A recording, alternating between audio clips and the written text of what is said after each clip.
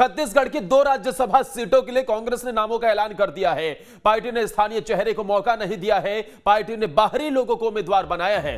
छत्तीसगढ़ के लिए 2 प्रत्याशियों के नामों का ऐलान किया गया है। यहां से रणजीत रंजन और राजीव शुक्ला को राज्यसभा का उम्मीदवार बनाया गया है। राजीव शुक्ला जाने माने पत्रकार रहे हैं और रणजीत रंजन बिहार के बाहुबली नेता पप्पू यादव की पत्नी हैं। संख्या बल के हिसाब से कांग्रेस की 2 सीटों पर जीत तय है। वहीं मध्य प्रदेश से विवेक तन्खा को कांग्रेस ने दोबारा राज्यसभा में भेजने का फैसला लिया है।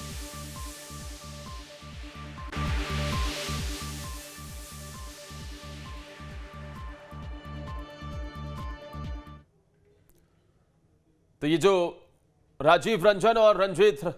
राजीव शुक्ला और रंजीत रंजन को जिस तरीके से छत्तीसगढ़ से भेजा गया है कांग्रेस पार्टी की तरफ से, ये नाम चौंकाने वाला है, क्योंकि इस बात पर चर्चा हो रही थी कि कोई स्थानीय बड़ा लीडर जिसे राज्यसभा कांग्रेस पार्टी भेज सकती है छत्तीसगढ़ से, लेकिन ऐसा नहीं हुआ। राजीव शुक्ला कांग्रेस पार्टी के दिग्गज नेता प्रियंका गांधी के बेहद करीबी माने जाते हैं, तो वहीं रंजीत रंजन जो कि पप्पू यादव की पत्नी है और हमेशा से ही अपने बयानों को लेकर मुखर तेवर के लिए वो जानी जाती हैं। ऐसे में छत्तीसगढ़ से राजीव शुक्ला और रंजीत रंजन राज्यसभा जाएंगे। तो इस बीच मध्य प्रदेश से एक बार फिर से विवेक तन्खा ही राज्यसभा जा रहे हैं और इस बात के कयास लगाए जा रहे थे, क्योंकि इस बीच मध्य प्रदेश में ओबीसी आरक्षण को लेकर मामला गरमाया हुआ है। तो ऐसा लग रहा था कि किसी ओबीसी वर्ग को कांग्रेस पार्टी भेज सकती है। अरुण यादव का नाम सुर्खियों में चल रहा था, लेकिन एक बार फिर से मध्य प्रदेश से विवेक तन्खा के नाम पर मोहर लगाई गई है।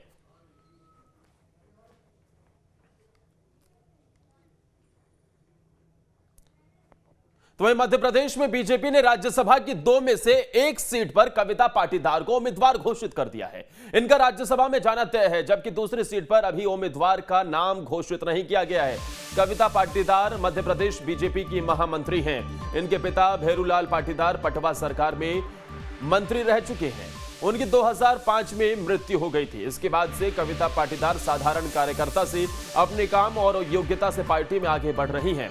कविता इंदौर जिला पंचायत की अध्यक्ष रह चुकी हैं। साथ ही इनको बीजेपी संगठन के साथ ही संघ के करीबी होने का फायदा भी मिला है। बीजेपी ने ओबीसी वर्ग से आने वाली कविता पाटीदार को टिकट देकर यह संदेश देने की कोशिश की है कि वो ओबीसी वर्ग के आरक्षण को लेकर गंभीर हैं।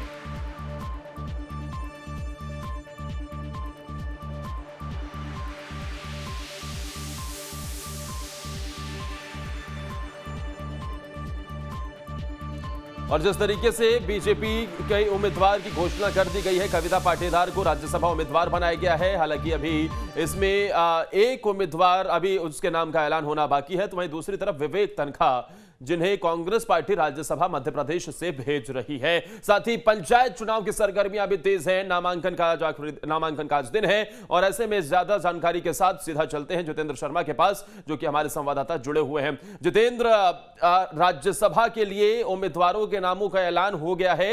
एक तरफ जहां कांग्रेस पार्टी ने विवेक तन्खा पर वापस से उनके नाम पर मोहर लगाई है, तो वहीं भारतीय जनता पार्टी ने पाटीदार को उतारकर कहीं ना कहीं एक बड़ा संदेश देने की कोशिश भी की गई है। ओबीसी वर्ग को लेकर खींचतान और इन सब के बीच कविता पाटीदार का नाम का ऐलान।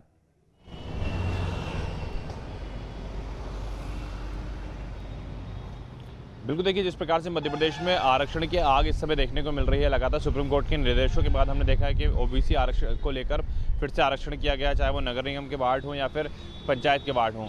सभी जगह ओबीसी आरक्षण को लेकर चर्चा थी और सभी जगह ओबीसी को लेकर एक बार फिर से आरक्षण किया गया। इस बीच में जब राज्यसभा चुनाव आ गए, तो ऐसे में कहना है कि राजनीतिक दलों ने यहाँ पर जरूर एक मैसेज देने की कोशिश की है, जिसमें भारतीय जनता पार्टी ने कविता पाटीदार को आगे लाकर राज्यसभा के लिए बता दिया है कि ओबीसी वर्ग को वो सराह रही है और ओबीसी वर्ग का ध्यान रख रही है। लेकिन यहाँ पर जब कांग्रेस ने एक बार फिर से विवेक तन्खा का नाम आगे बढ़ाया है, तो वाकई में कहना गलत नहीं होगा कि मध्य प्रदेश से जब एक ही सीट थी और ओबीसी वर्ग की बात कांग्रेस पार्टी कर रही थी, तो आखिर ऐसे में क्यों उनके पास ओबीसी के उम्मीदवार इतने सारे नहीं थे? क्या आप फिर एक बार फिर से उन्होंने विवेक तन्खा को ही रिपीट किया?